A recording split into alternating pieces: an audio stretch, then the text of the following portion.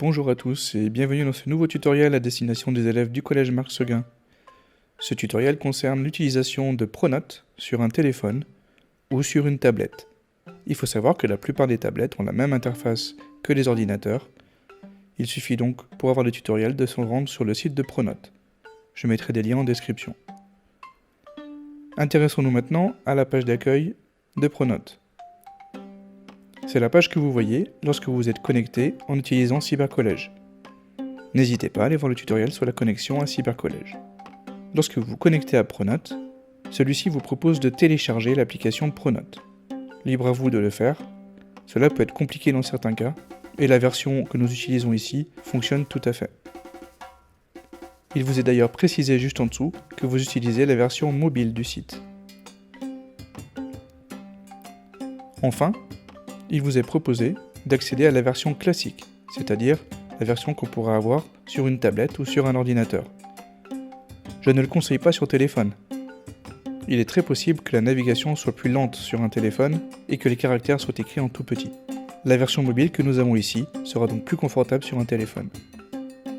Afin de commencer notre navigation, nous allons donc fermer le cadre en haut qui nous propose d'installer l'application en cliquant sur la petite croix qui est tout à droite. Une fois ce cadre fermé, nous avons accès à tous les boutons.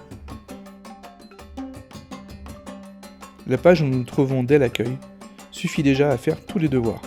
En effet, ils sont tous indiqués dans le cadre rouge et en dessous quand on scrolle vers le bas. En dessous des devoirs, vous trouverez d'autres informations comme l'agenda ou encore les évaluations.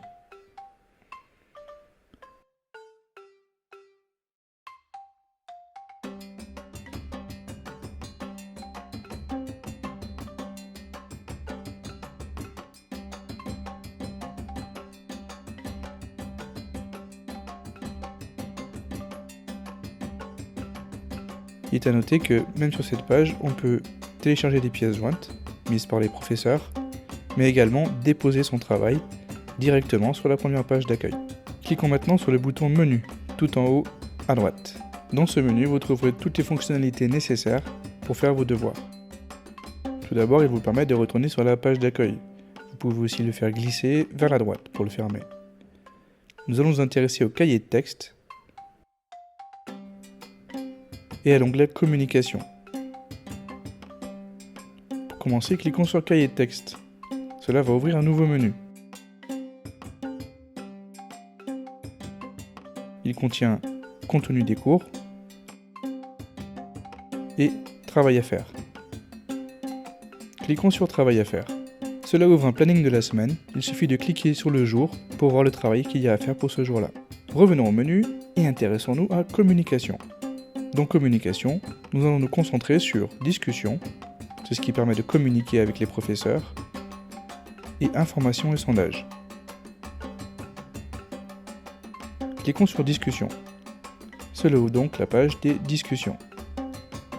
Elles forment une liste, chaque discussion a un titre, et elles sont classées par ordre chronologique, avec la conversation qui a eu la contribution la plus récente tout en haut. Tout en bas, vous avez un bouton plus. Il permet de créer une nouvelle discussion. Cliquons dessus. Dans une nouvelle discussion, il y a différents champs à remplir. Tout d'abord, le destinataire. Vous cliquez dessus, cela vous ouvre un menu et vous pouvez cocher les destinataires à qui vous voulez envoyer le message. L'objet. L'objet, c'est le titre. Il faut qu'il soit clair, précis et éviter les discussions ou bonjour. Et enfin le corps du message, c'est là que vous écrivez le message que vous voulez envoyer. Et vous cliquez sur Envoyer. Une fois le message envoyé, vous retournez à la liste des discussions. Cliquons sur Menu puis Information et sondage. Ce sont des informations qui ont pu être envoyées par des professeurs ou par l'administration. Quand vous avez fini de travailler, n'oubliez pas de vous déconnecter. Il est aussi conseillé de ne pas rester connecté tout le temps où vous travaillez, mais de récupérer ce dont vous avez besoin, puis ensuite de vous reconnecter pour déposer votre travail. Télécharger des pièces jointes et déposer ma copie sera le sujet du prochain tutoriel.